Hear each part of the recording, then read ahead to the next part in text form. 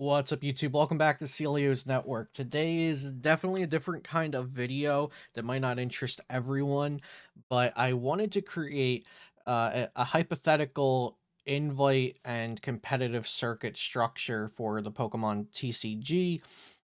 This is essentially if I could create the structure, this is how I would make it ideally with all the information and opinions and feedback and thoughts that I have right now. So, an important part about this is it's hypothetical. I think it's fun to have this discussion and exercise your brain, and who knows, maybe TPCI will like something I put in this video or someone mentions in the comment or a Twitter thread that started from this 3 months down the line. Who knows? I just enjoy this kind of stuff. So um essentially we don't have the all of the information for this year's world season, and when we do, I'll make videos talking about how to get your invite and stuff like that. We have a regional schedule, we have some information on the ICs, but we don't know how much CP will be needed, stuff like that. This is essentially if I could go into TPCI and revamp the Play Pokemon TCG season, this is what I would do as of now. So try to watch the whole video. I'll keep it short, but try to watch the whole thing before casting your judgment and opinions. See what I have to say. And I'd really appreciate feedback and discussion on this in the comments or wherever you want to discuss it. So, this first slide is very unimpactful. Uh, I just wanted to show, I'm not trying to add hundreds or thousands of invites or something. Worlds should be exclusive. Masters Division around 750 day one invites would be the goal if I was heading this project, and 150 day two invites would be my goal for Masters Division day one 750 and day two 150. Um, Also, this is approximately including Asia and Japan and Pokemon companies invites, because I'm not sure anyone exactly understands how it works over there, but I sure don't, and it seems like very little value for me to fully understand their invite structure, since I'm not a part of it, and it doesn't seem like something that I could create a lot of content on, and who knows, I could learn all about it and then they change it. So let's get into the video now. I've talked for 2 minutes, that's enough. um okay, so the goals of this hypothetical structure, notice that I'm underlining hypothetical, different text, different colors. This is hypothetical, none of this is real. Goals of my hypothetical structure would be, I have two main goals: lower the CP ceiling for Worlds Day 2 invites and stipends ranking, and two, provide incentives for new online players to attend events. The second part would be under the assumption that PTCG Live is a functioning software with ranked leaderboards. Okay, so the first one, lowering the CP ceiling for Worlds Day 2 invite stipends rankings. This is not to allow more players to qualify for Day 2 or make it easier to qualify for Day 2 or earn travel awards, but it would decrease the total potential CP earned towards these rankings, thus closing the gap that can be created if players attend every IC and every regional, removing the high-end advantage gained by time and money. There's always going to be an advantage of time and money and resources in a competitive thing like this, where you could go to every event and grind out better finishes, and if you could, and if you do choose to, you should be allowed to go and grind out better finishes.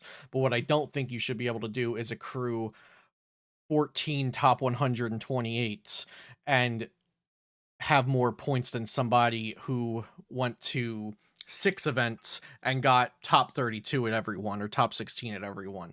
um I think, like, let's say the best finish limit is eight. Your eight best finishes at regionals count. If you want to go to all 14 regionals and try to grind out your best eight finishes that you can, I think that's great, and it's probably a ton of fun if you have the time and money to do it, and you like the Pokemon trading card game. So you should be able to do that, but I don't think you should be able to go to every single event you can get your hands on and every point count towards your day two invite and or your stipends ranking.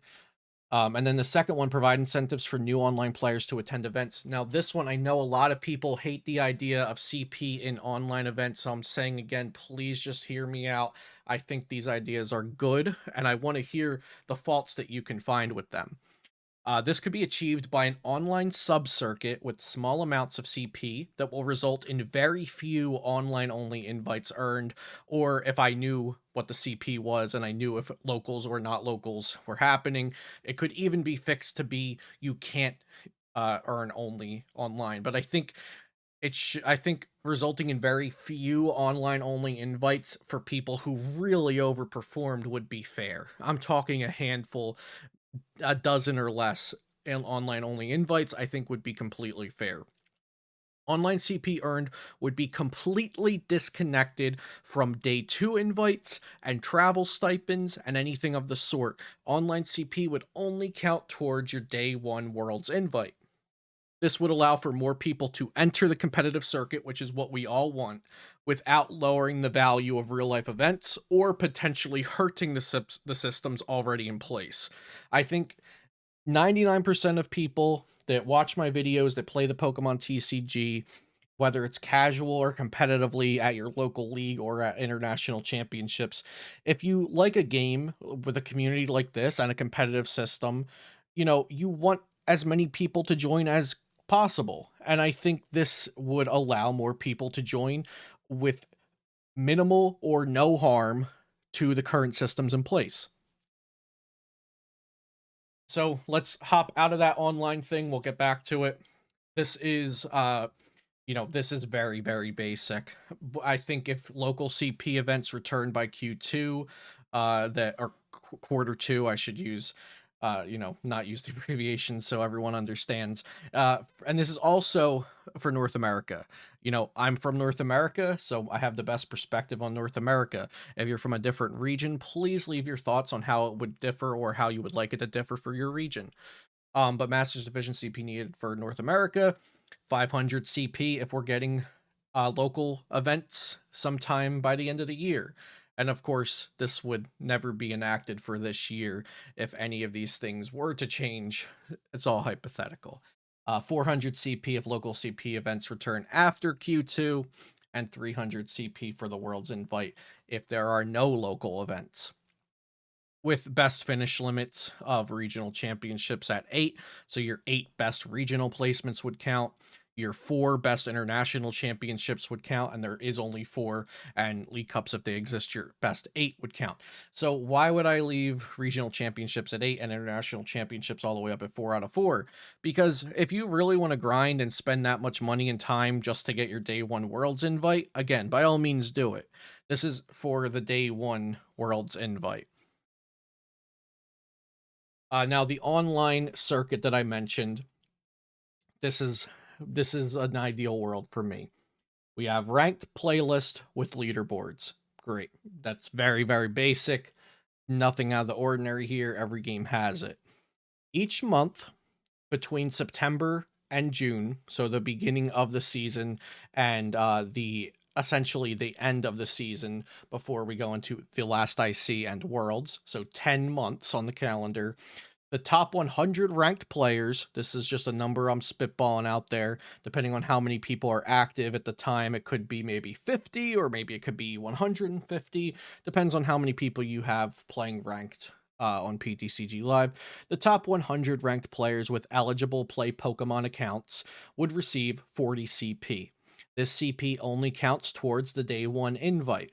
Excess CP does not get passed down, and the CP does not count towards travel rewards, stipend, day 2 invites, etc. And it would strictly only be for the day 1 Worlds invite. Now, with top 100 ranked players eligible, that means, and there's 10 months, so let's say the Worlds invite was 400 CP. You would have to be in the top 100 10 out of 10 months to receive a Worlds invite solely from this system. If the Worlds invite is 500 CP, you could not receive an invite solely from this system. And this CP would only count towards your day 1 invite. It would not touch day 2, it would not touch travel stipends, etc. Following this, in twice a year, I just picked January and April because it seemed like it made sense. There would be online only invitationals like the Players' Cups or like Magic the Gatherings online invitationals, or like Legends of Runeterras, or every card game online, or a lot of card games online do this. So in January and April there would be online only invitationals where the top 128 players, cumulative ranked from September to January and then from January to April, would be invited to a double elimination event.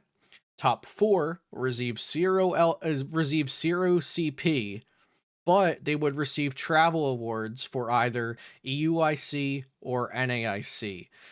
Receiving 0 CP, so this would not impact anybody that's out there traveling to get their CP, but this would incentivize these online players who performed well to actually go out to an international championship, either to finish up their CP for the World's Invite or to just get these top performing players at our big events and starting to, play real life cards if these were online only players.